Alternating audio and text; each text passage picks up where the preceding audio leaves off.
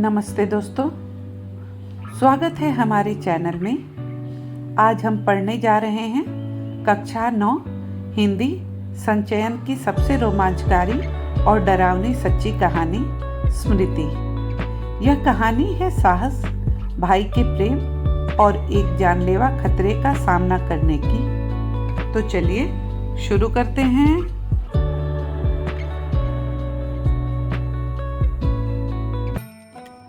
यह कहानी सन 1908 की है। दिसंबर का अंत था या जनवरी की शुरुआत थी। भयंकर सर्दी पड़ रही थी। नन्हे लेखक और उनके साथी झरबरी के बेर तोड़ तोड़ कर खा रहे थे।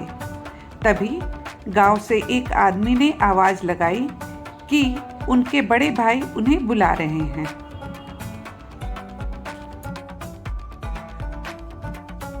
को लगा शायद बेर खाने के कारण डांट पड़ेगी, लेकिन ऐसा नहीं था। भाई साहब ने उन्हें 3 जरूरी चिट्ठियां दी और कहा कि उन्हें तेजी से मक्खनपुर के डाक खाने में डालकर आना है, ताकि वह शाम की डाक से निकल जाए। सर्दी बहुत थी। माँ ने कान में बांधने के लिए और खाने के लिए भुने चने दे दिए। दोनों भाई अपना अपना डंडा लेकर निकल पड़े। रास्ते में एक कच्चा कुआं पड़ता था, जिसमें एक भयंकर काले सांप के गिर जाने की वजह से वह उन बच्चों के लिए एक मनोरंजन का साधन बन गया था। रोज सुबह स्कूल जाते और आते वक्त वे कुएं में ढेले फेंकते और सांप की क्रोधित फुफकार सुनकर खुश होते। आज भी लेखक ने वही किया।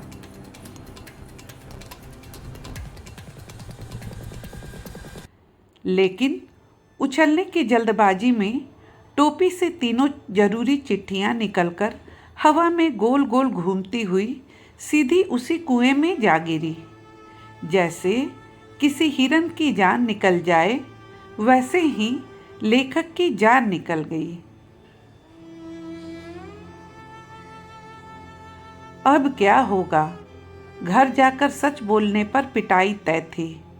झूठ बोलने का सवाल ही नहीं था, क्योंकि वह झूठ बोलना जानते ही नहीं थे। 15 मिनट तक वे इसी दुविधा में रोते रहे।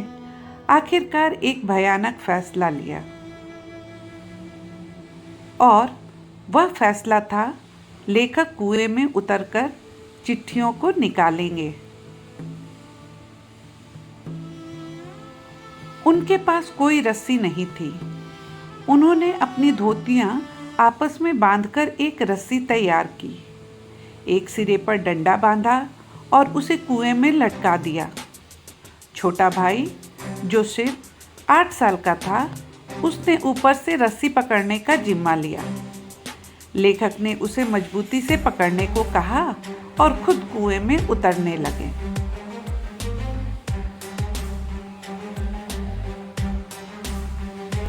धीरे धीरे नीचे उतरते हुए जब सिर्फ 4-5 गज की दूरी रह गई, तो नज़ारा देखकर उनकी अक्ल चकरा गई।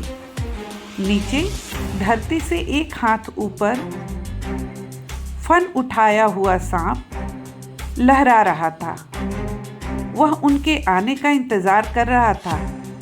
कुएं का व्यास इतना कम था कि लेखक सीधे उसके सामने ही उतरने वाले थे।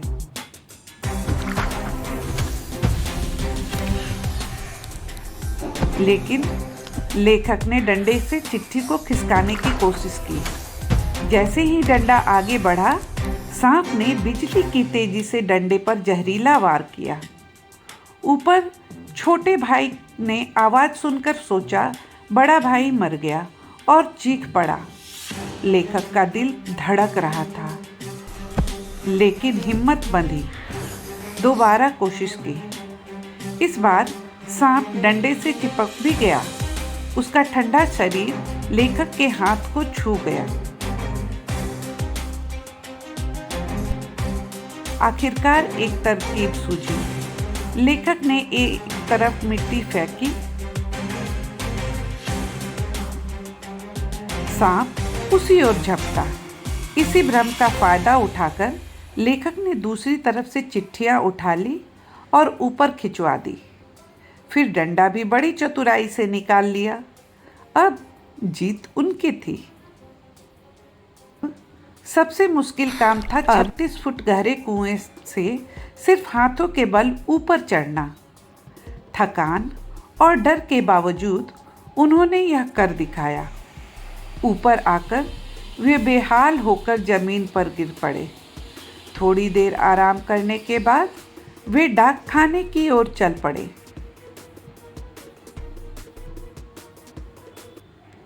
सन 1915 में जब लेखक ने मैट्रिक पास कर ली, तब जाकर उन्होंने यह किस्सा अपनी माँ को सुनाया।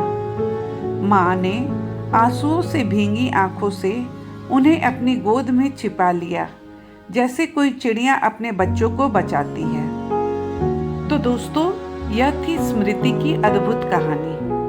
अगर वीडियो पसंद आया हो तो लाइक ज़रूर करें, अपने दोस्तों के साथ शेयर करें और हमारे चैनल को सब्सक्राइब करना न भूलें।